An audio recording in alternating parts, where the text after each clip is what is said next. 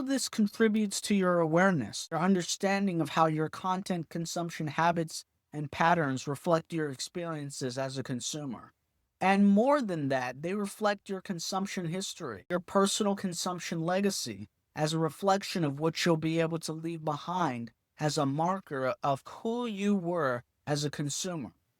Just as content creators leave legacies in the content they've created, someone like Philip DeFranco, someone like Dark Journalist on the esoteric culture commentary side, someone like the objective personality system on the social science side, they leave behind libraries. Content consumers can leave behind something too, a structured record of what they consumed, when they consumed it, and why it mattered, but only if they had the language to sort it. The categories have to exist before the record can be legible. And that's what people start to see about their own consumption when they start to draw these distinctions.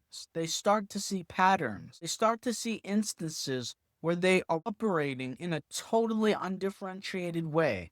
They start asking, should I be consuming fewer shorts? Should I be consuming more long form?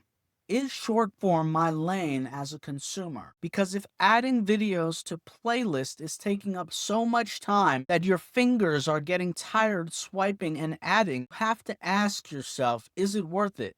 Do I need to slow the reaction rate of categorization, or do I need to slow down the volume of what I'm consuming? That is one of the myriad of things that becomes visible when you start drawing these distinctions. Remember, it begins with the title. Question number 4. There's a lensing effect that kicks in once you start naming categories. Remember, it begins with the title. And once that title is there, once the naming schema is running, your ability to differentiate your content experience begins to compound over time. You start seeing what you actually consume versus what you think you consume. And those two things are often not the same. For me, if you asked me what I watch, I'd say AI culture commentary, geopolitics culture commentary, dissident media, alternative media, independent media, social science culture commentary.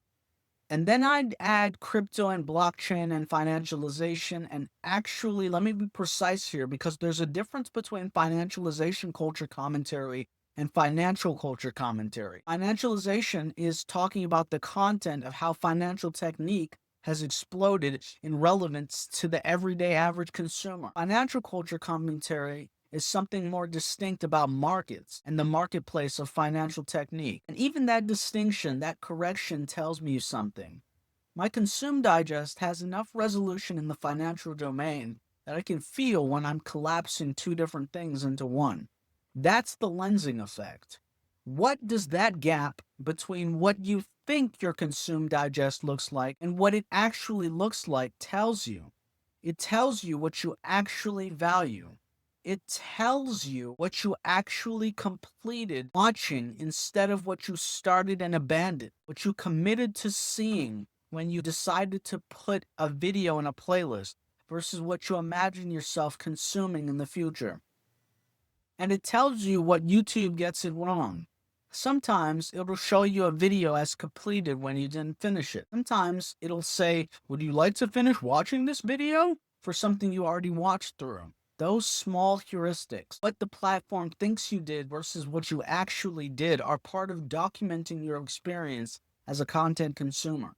All of this is why the gap between perceived consume digest and actual consume digest can be so wide. Remember, it begins with a title. And when you start the journey with a title, with a naming schema, with the act of putting a video into a category, you start to see the shape of what you're actually consuming. Not the shape you imagine, the actual shape. That is one of the most practically useful things playlist theory can do for a content consumer. Show you who you actually are in your consumption, rather than who you assumed you were. And that lensing effect, once active, compounds. Every title you assign, every category-specific quick pick you create, every moment you decide, yes, this goes here, or no, this gets skipped, adds to the resolution of that picture. And it begins with a title every time. Question number 5. On your screen right now is an esoteric quick pick. Esoteric 3, sorted by most popular. Question number 5. Now here is where everything we've been building towards starts to reveal its architecture. The first order solution of playlist theory is organizing your videos. That's it. That's what most people assume playlist theory is for. You have videos. You want to find them later. You put them into a playlist. First order. Makes sense. Start there. Start with an ASAP quick pick and use it to determine what you want to watch in the present moment. Differentiate your intent between watch later and an ASAP quick pick. Figure out what matters for each category. Build from there. The second order solution, the deeper one, is making your own consume digest legible to yourself. That is a different outcome entirely. Let me say that again. The second order solution, the deeper one, is making your own consume digest legible to yourself. That's a different outcome entirely.